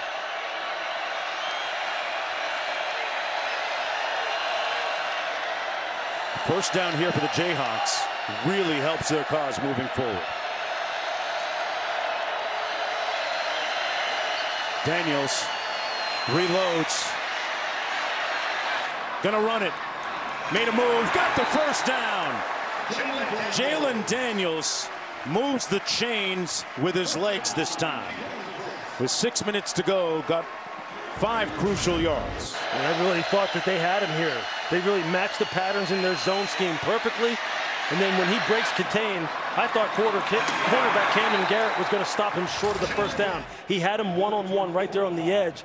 But as we talked about earlier, his dual threat capabilities is what separates him and makes him one of the most exciting players in the country. There was a perfect example of it. Hands it off this time to Highshaw. Highshaw picking up another first down. You can see and feel that offensive line taking charge in the run game now. And it's getting good blocking out on the edge. Jared Casey making a good kick out block. The wide receivers coming in and crack blocking on the linebackers. On that play, you saw Tanaka Scott just making a great block on the linebacker Max Tooley, number 31. Everybody doing their part. The clock just keeps ticking, and you just take a little bit more out of BYU's defense with every run like that. First down and 10, under 5 minutes to go. Daniels hands it off again. Highshaw, great move. Oh, what a shake. All the way inside the 20. He took some ankles on that play. He rocked Tanner Wall. I feel for you, Tanner Wall. I've been in this situation when you're coming downhill on the back like that, and he just puts his foot in the ground and goes north and south. The best you can do is try and just stay inside out on it, because if he cuts back inside like that, he has all that grass to work with. 24-yard pickup, first and 10 down to the 21.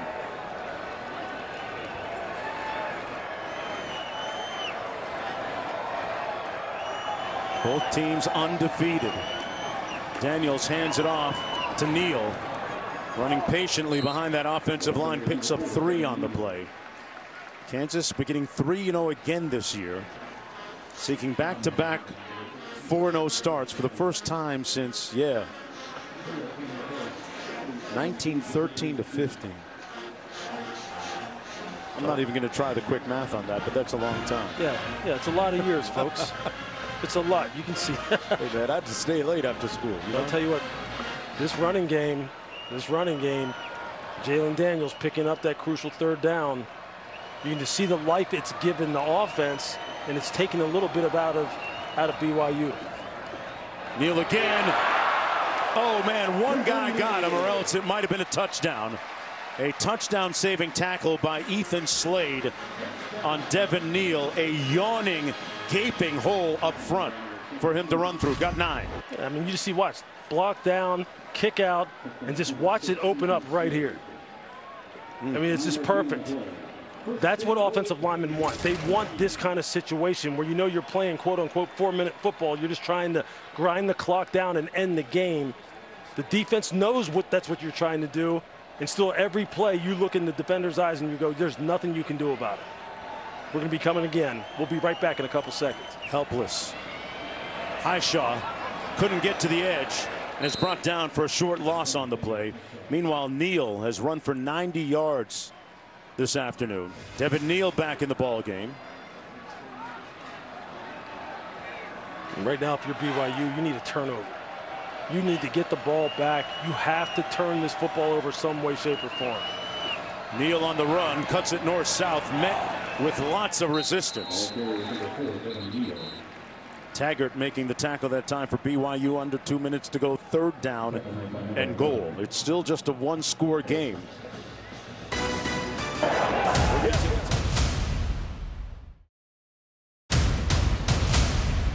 And right now, a score for the Jayhawks really makes it difficult for the Cougars. Third and goal coming up. Dylan McDuffie, number 25 in the backfield beside Jalen Daniels. Casey in motion. Daniels going to run it himself. Got a blocker in front of him, won't make it, and got hit hard. There's a flag down. Daniels is down at about the 7-yard line. Tanner Wall brought some heat.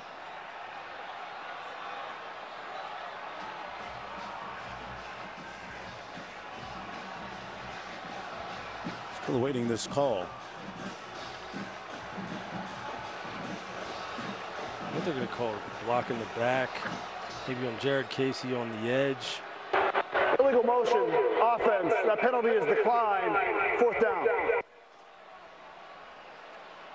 Illegal motion. Well, I think they're still calling it on Jared Casey. I think he started towards the line of scrimmage instead of coming parallel to the line of scrimmage. I think that's maybe what they called.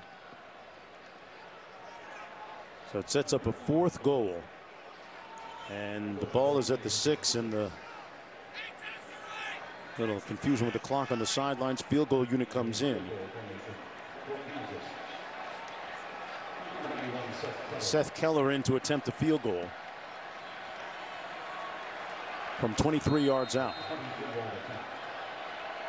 First one of the day, has a career long of 49.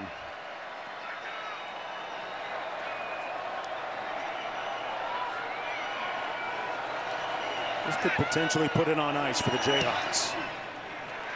And he does. Knocks it through to make it a 2-score game as we check in with the studio. Gentlemen, it is an SEC Saturday night on ESPN. KJ Jefferson and Arkansas lost to BYU a week ago. Can they bounce back on the road in an SEC game at LSU? Find out just under a half hour.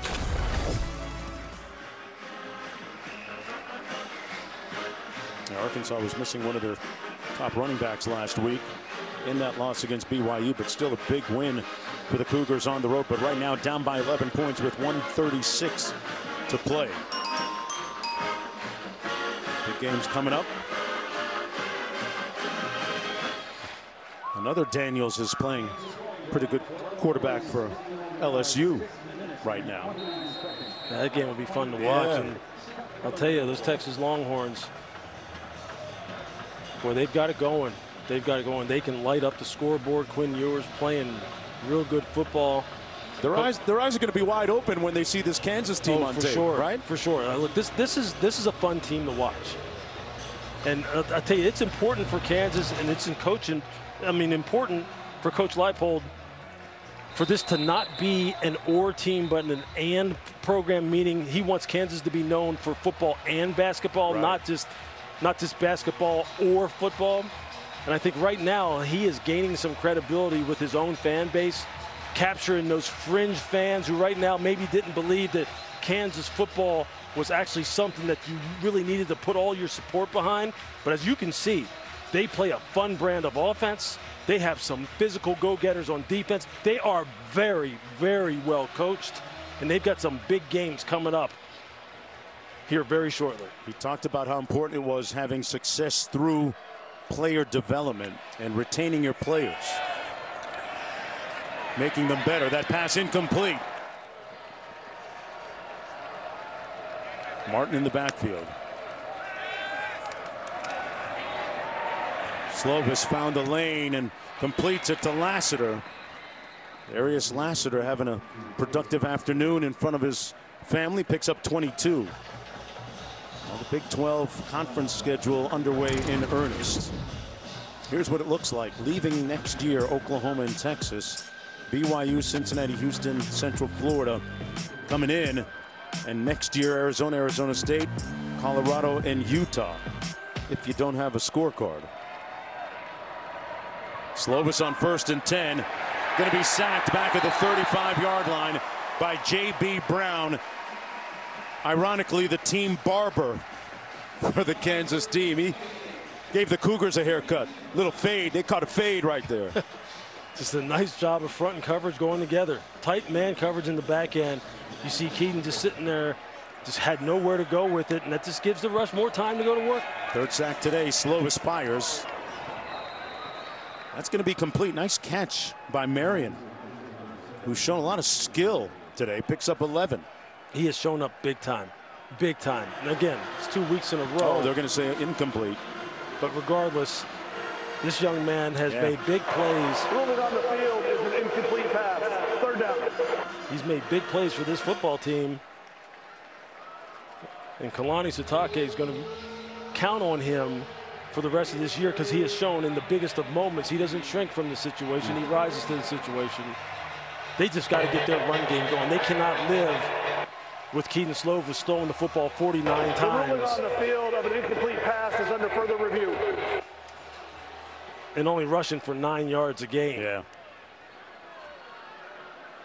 Yeah, next week, Coach Sitake will have his team at home against Cincinnati, one of the new members of the conference we saw in that graphic a moment ago. Here's another look at the play under review. You see that left foot on the line when he catches it. Great pictures by our camera people and director Anthony DeMarco in the truck. I don't think that's going to be a catch. They've just got to get this offense more balanced up. Defensively, the run game really did them in here tonight. Or lack of, right? Yeah, well, I mean, the run game for them, defensively, they just weren't able to stop it. When Kansas started hitting them with their various different ways in which they can attack the perimeter in the run game, whether it be speed, option, zone, read, crack toss, whatever it is, they just didn't have answers for it. So they have to get that cleaned up. But for Kansas, wow. Here's the call. After further review, the ruling on the field of an incomplete pass stands. Third down. So third down coming up for the Cougars. With 52 seconds to go. They need a major miracle, down by 11.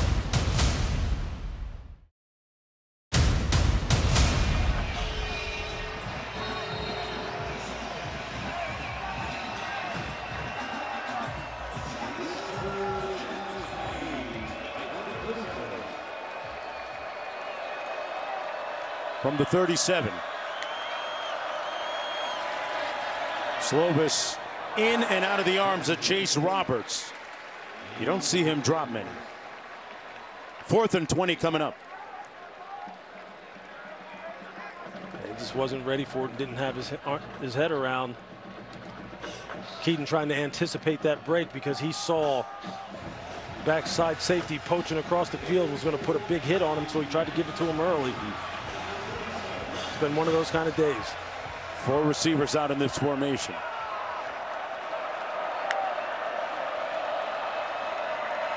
Slovis delivers, knocked away, and they'll take over on downs, the Jayhawks. Mello Dotson knocked it down, and that should do it for the Jayhawks. 42 seconds away from improving to 4-0 on the season.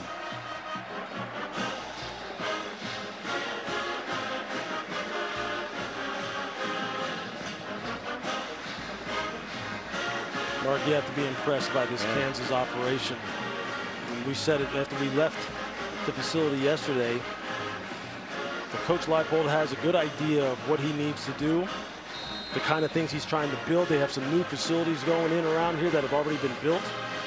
They have great teachers on the staff. Everybody came back from a year ago. They have a football team that had a lot of returning starters, a lot of experience.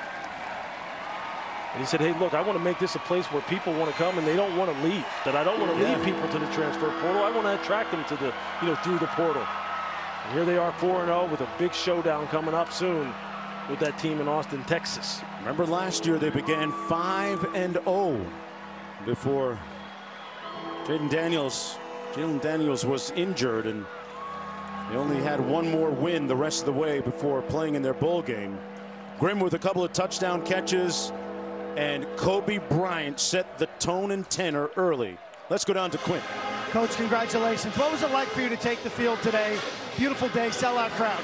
Yeah, the weather held off. We had so happy for it, and supportive of our fans have been so supportive. I'm so proud of our guys, how far they've come and battled. This is a good BYU football team, physical, play hard, play smart, and for us to get a win means a lot for us to second year in a row to get off to a 4-0 start. You scored 2 defensive touchdowns. You had another pick. Kobe Bryant was everywhere. How do you best characterize the work of the defense? Well, I thought our secondary played extremely well and aggressive.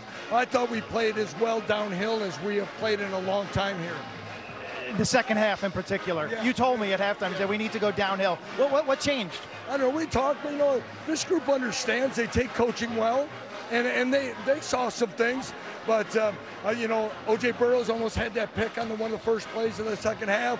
Then Kenny gets one and everything. It's like, man, again, we've got a little more experience back there, and they understand some things, and they got a good feel for it. I think of the word relentless. I also think of the myth that this is a basketball school that you proved incorrect today. I don't know. We're just going to keep battling. We're going to keep battling. Yeah, we want to be relentless. And again, we're proud, and we got a lot of work to do, though, Quint. We really do, but we're going to keep battling. Great show today, Coach. Thank you. They are having, in his own words, Coach Leipold's words, success with and through development. And with it come the spoils, posing victoriously after the game. JD Six and Coach Satake embracing there at midfield. That'll do it, folks. College football scoreboard coming up next on ESPN, followed by Arkansas and LSU. For Lewis Riddick, Quint Kessenich, our entire talented crew behind the camera you never get a chance to see, I'm Mark Jones. Let's go back to the studio. So long from Lawrence.